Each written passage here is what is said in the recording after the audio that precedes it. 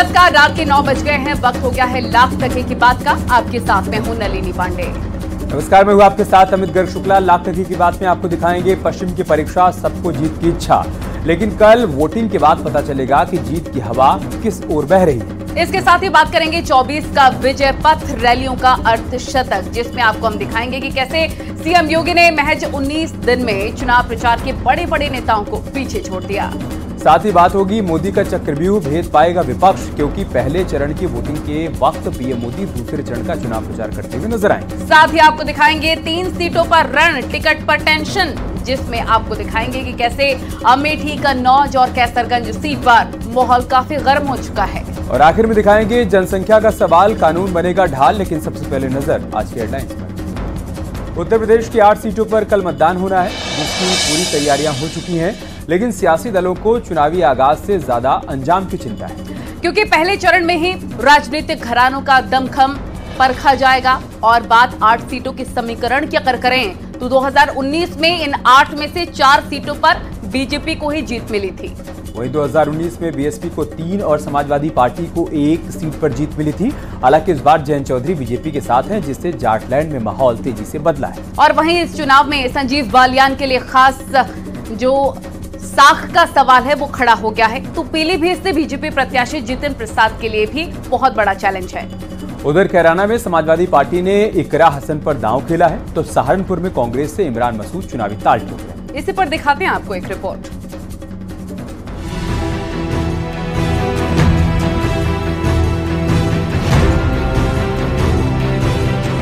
UP की 8 सीटों पर कल मतदान है। कई दिग्गजों की कल अग्नि परीक्षा है और कल ही राजनीतिक घरानों का दमखम परखा जाएगा। आजमाया जाएगा पश्चिम में किसकी हवा चलेगी, किसकी हवाइयां उड़ेगी। यूपी की जिन 8 लोकसभा सीटों पर पहले चरण में मतदान होगा, उनमें सहारनपुर, कैराना, मुजफ्फरनगर, बिजनौर, मुरादाबाद, नगीना, रामपुर और पीलीभीत शामिल है। इन सीटों पर इस बार त्रिकोणीय मुकाबला होने जा रहा है, क्योंकि बीएसपी इस बार अपने दम पर अकेले चुनाव मैदान में है। सहारनपुर में एनडीए से राघव लखनपाल, इंडी गठबंधन से इमरान मसूद और बीएसपी से माजिद अली मैदान में हैं।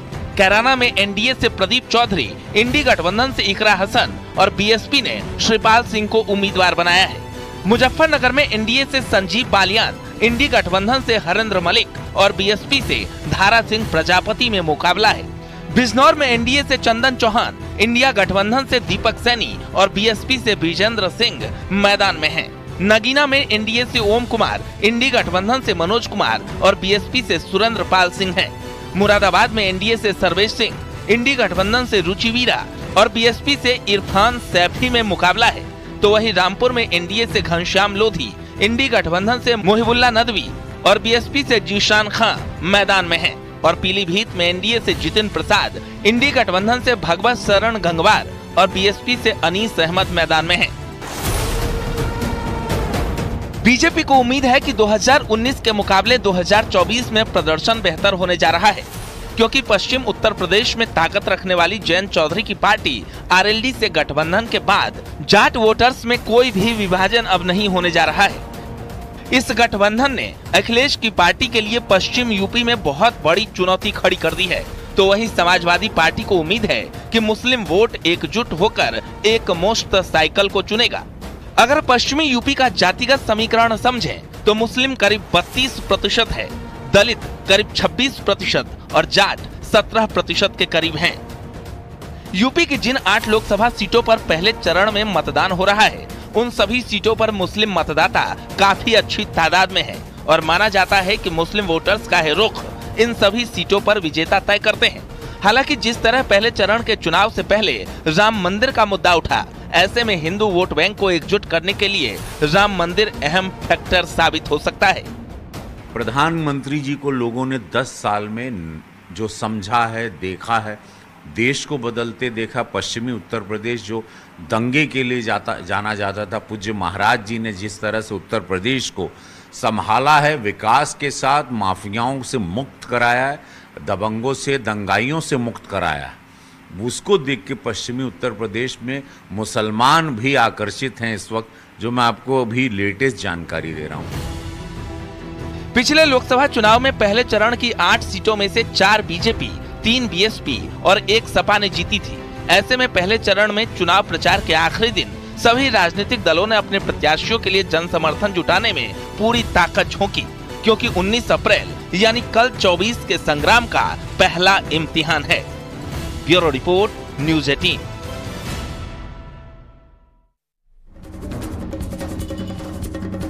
पहले चरण के चुनाव प्रचार में इंडी गठबंधन के नेता सिर्फ 1-2 रैली और रोड शो में ही थक गए, लेकिन सीएम योगी बिना थके, बिना रुके 19 दिनों में 50 का आंकड़ा पार कर चुके हैं।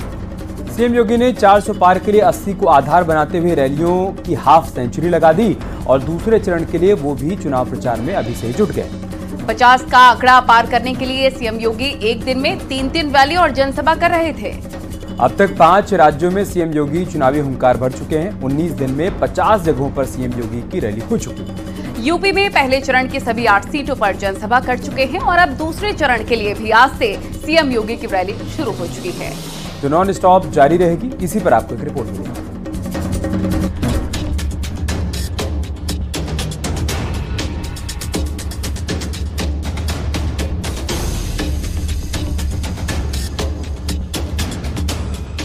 सनातन के सच्चे पुजारी और बीजेपी के फायर ब्रांड नेता योगी आदित्यनाथ ने 400 पार के लिए 80 को आधार बनाते हुए रैलियों की हाफ सेंचुरी लगा दी है।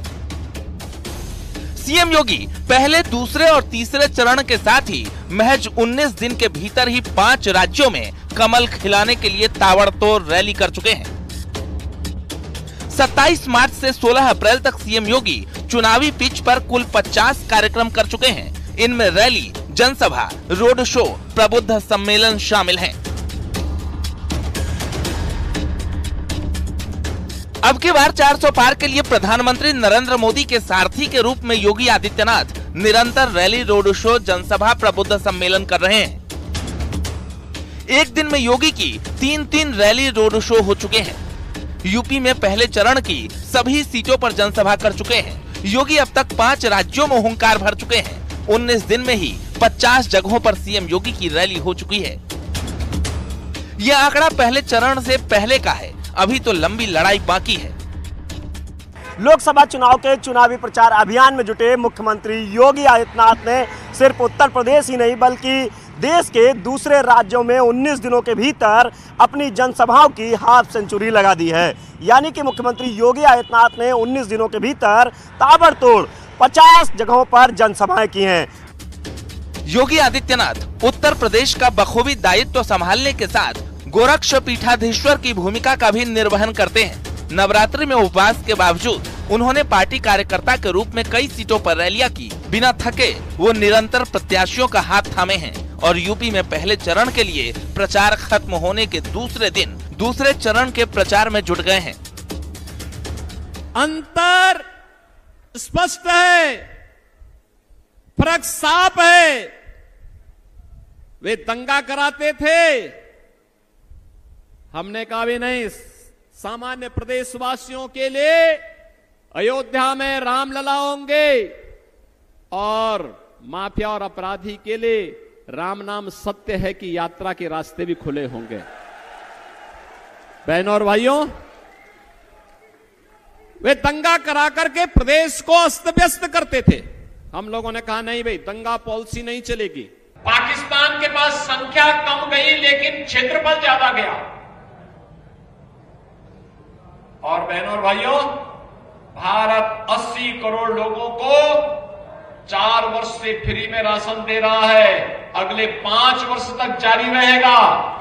और पाकिस्तान, भारत की आबादी है 140 करोड़, 80 करोड़ लोग फ्री में राशन प्राप्त कर रहे हैं और पाकिस्तान की आबादी है 22 करोड़ और लोग भूखों मर रहे हैं। लोकसभा चुनाव में सीएम योगी काफी डिमांड में है। चाहे यूपी हो या एमपी, बिहार हो या जम्मू कश्मीर, सीएम योगी रेगिस्तान में भी कमल खिलाने के लिए पूरी ताकत लगा चुके हैं। ऐसे में माना जा रहा है कि जल्द ही वो चुनावी पिच पर रैली और रोड शो का शतक लगाने में कामयाब हो जाएंगे।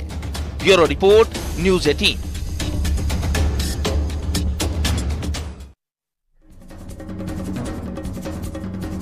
यूपी में प्रधानमंत्री मोदी की जहां कई सभाएं हो चुकी हैं, तो वहीं पीएम मोदी लगातार यूपी की हर लोकसभा सीट तक अपनी गारंटी का संदेश भी पहुंचा रहे हैं। पीएम मोदी के अगले 8 दिनों के भीतर पश्चिमी यूपी में 5 जनसभाएं प्रस्तावित हैं।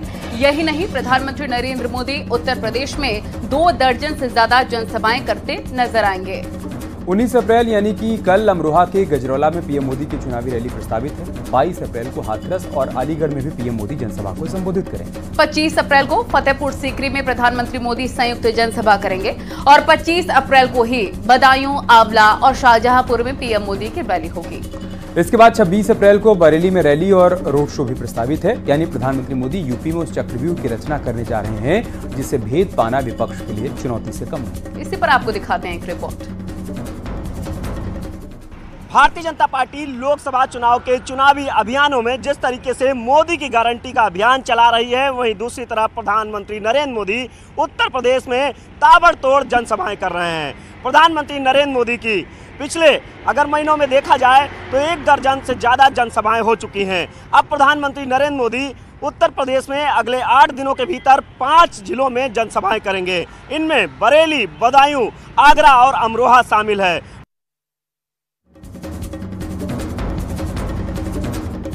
यूं तो उत्तर प्रदेश में तमाम सियासी दलों ने करीब सभी सीटों पर प्रत्याशी उतार दिए हैं, लेकिन कुछ सीटें ऐसी भी बची हैं जहां चेहरा फाइनल करने में पसीने छूट रहे हैं। वो सीटें कौन कौन सी हैं वो भी हम आपको बता देते हैं। अमेठी, रायबरेली, कन्नौज और कैसरगंज, जहां पर प्रत्याशी तो हैं लेकिन अब तक फाइनल हो नहीं पाए, क्योंकि राहुल गांधी अमेठी से चुनाव नहीं लड़ना चाहते हैं। अखिलेश यादव कन्नौज से चुनाव लड़ने का मन बना रखे हैं और बीजेपी के सांसद बृजभूषण सिंह को टिकट कटने का डर सता रहा है।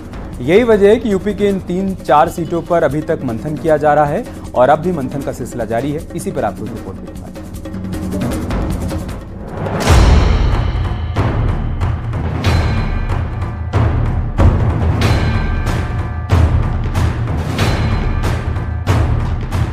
उत्तर प्रदेश की वो 3 सीट जहां अब तक सस्पेंस है, जहां समाजवादी पार्टी से लेकर कांग्रेस और बीजेपी तक कंफ्यूज है, क्योंकि यही वो 3 सीटें हैं जो राजनीतिक दलों के लिए साख का सवाल है।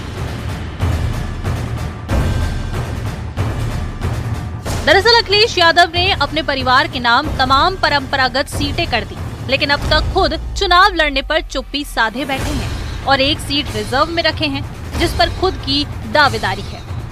माना जा रहा है कि अखिलेश यादव चुनाव लड़ सकते हैं। कन्नौज में फाइनल फैसले का इंतजार है। कन्नौज में मीटिंग के बाद चर्चा भी शुरू हो गई है। तो वहीं कन्नौज में मीटिंग के बाद अखिलेश यादव ने चुनाव लड़ने के सवाल पर कहा, इस बार पीडीए का एनडीए से मुकाबला है और हमारी जीत तय है। पीडीए परिवार इस बार एनडीए को हरा देगा। इस बार पीडीए की लहर है, पीडीए की हवा चल रही है और पीडीए ही इन्हें पलट देगा। पूरे देश की जनता भारतीय जनता पार्टी के खिलाफ मतदान करने जा रही है। 10 साल में भारतीय जनता पार्टी की झूठी बातें थीं, वादे झूठे थे। 10 साल जनता ने झूठी बातें, वादे झूठे देखे हैं। तो दूसरी तरफ अमेठी को लेकर भी सस्पेंस बरकरार है। राहुल गांधी भले ही वायनाड से चुनाव लड़ रहे हों, पर अमेठी से चुनाव लड़ने पर चुप्पी साधे बैठे हैं। लेकिन राहुल गांधी के नाम की चर्चा जारी है। पहले चरण के बाद अमेठी पर फैसला संभव है। राहुल ने केंद्रीय नेतृत्व पर फैसला छोड़ दिया है। अमेठी से चुनाव लड़ने पर गोल मटोल जवाब दे रहे हैं। यानी अमेठी में स्मृति ईरानी के हाथों हार का सामना करने के बाद राहुल गांधी अब भी चुनाव लड़ने पर कंफ्यूजन में हैं। पहले ही opening ball BJP question, very good, शाबाश। देखिए, अमेठी के बाद कांग्रेस का डिसीजन है, जो भी मुझे ऑर्डर मिलेगा मैं वो करूंगा। सीईसी मीटिंग हमारी पार्टी में सीईसी मीटिंग्स में ये डिसीजन लिए जाते हैं। वहीं बात अगर बीजेपी की करें तो लोकसभा चुनाव को लेकर बीजेपी ने उत्तर प्रदेश में लगभग सभी सीटों पर उम्मीदवारों का ऐलान कर दिया है, लेकिन अभी सिर्फ 2 सीटों पर पत्ते नहीं खोले हैं। इनमें रायबरेली और कैसरगंज सीट शामिल है। कैसरगंज सीट पर मौजूदा सांसद बृजभूषण शरण सिंह लगातार दावेदारी कर रहे हैं, लेकिन माना जा रहा है कि बृजभूषण सिंह का टिकट भी कट सकता है। बृजभूषण की पत्नी और बेटे के नाम की चर्चा हो रही है, लेकिन बृजभूषण सिंह खुद चुनाव लड़ना चाहते हैं और इसी पर उन्होंने कहा, हो ये वही जो राम रची राखा। इस दौरान उनके चेहरे पर संतोष के भाव दिखे और यहीं से उन्होंने कैसरगंज के सूने अखाड़े को मथने का संकेत दिया। क्या जब तक ये केस पेंडिंग तब तक टिकट भी पेंडिंग? सर टिकट का कोई इशारा मिला है सर पार्टी की तरफ से? चुनाव आने ही वाले आपके क्षेत्र में, तो क्या रहेगा? सर कई तरह की बातें चल रही कि आपके परिवार से किसी को टिकट दिया जा सकता है, आप क्या परेशान हो? आप वही है, वही जो राम रच रखा, क्या परेशान? रहने दो, छोड़ो,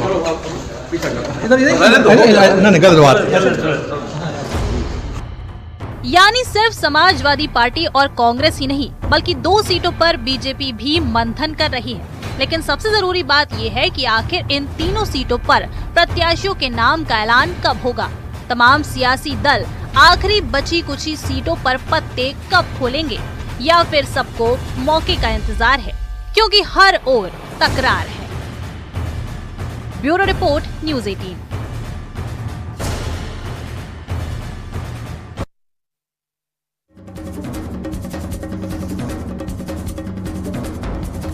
कल पहले चरण का मतदान होना है। उससे पहले देश में जनसंख्या नियंत्रण कानून का मुद्दा एक बार फिर से जोर पकड़ने लगा है और इस बार इस मुद्दे को बीजेपी सांसद साक्षी महाराज ने उठाया है। उन्होंने एक जनसभा के दौरान संबोधित करते दौरान जनसंख्या नियंत्रण पर बड़ी बात कही है। साक्षी महाराज ने कहा कि सरकार बनेगी तो जनसंख्या नियंत्रण कानून जरूर बनेगा। उन्होंने कहा कि 4 बीवी और 40 बच्चे देश में अब नहीं चलने वाले हैं। साथ ही ये भी कहा कि सुरसा की तरह जनसंख्या बढ़ती चली जा रही है। ऐसे में जनसंख्या यूं ही बढ़ती रही तो कहां रहेंगे और क्या खाएंगे। इसके साथ ही साक्षी महाराज ने जनसंख्या पर नियंत्रण के लिए कानून को जरूरी बताया और सरकार बनने पर बड़ा दावा कर दिया है। अब इसी बयान पर मौलाना ने संग्राम छेड़ दिया है।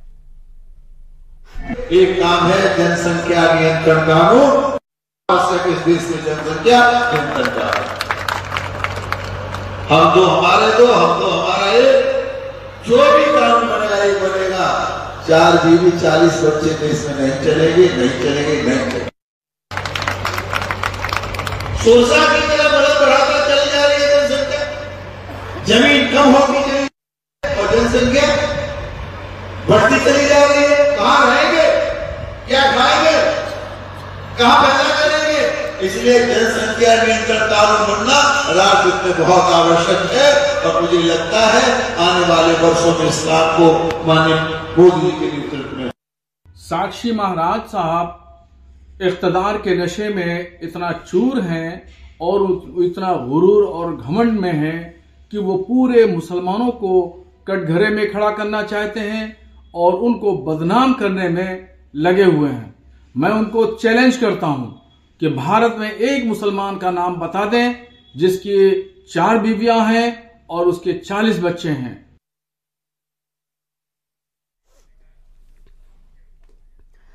और इस बीच एक बड़ी खबर वाराणसी से। गेस्ट हाउस में भीषण आग लग गई है। 3 मंजिला गेस्ट हाउस में आग लग गई है। गेस्ट और कर्मचारी बाहर निकाले गए हैं। दमकल टीम ने आग पर काबू पाया। थाना लक्सा के औरंगाबाद की पूरी घटना बताई जा रही है। तस्वीरें इस वक्त आप देख सकते हैं। भीषण आगजनी हुई है गेस्ट हाउस में। दमकल की टीम मौके पर पहुंची हुई है और इसी तरह से आग पर काबू पाने का प्रयास किया जा रहा है। न्यूज़ 18 एक्सक्लूसिवली ये तस्वीरें आपको दिखा रहा है। तमाम गेस्ट और कर्मचारी बाहर सेफली निकाल लिए गए हैं और आग पर काबू पा लिया गया है।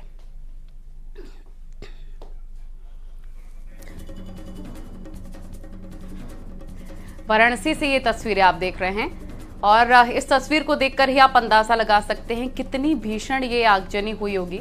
कैसे धुएं का गुबार उठ रहा है, ऊंची ऊंची लपटें उठ रही हैं।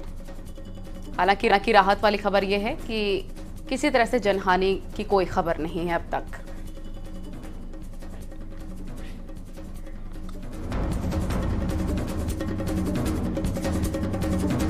खबरों का सिलसिला लगातार जारी है। रुकेंगे छोटे से ब्रेक के लिए। अब बने रहें हमारे साथ।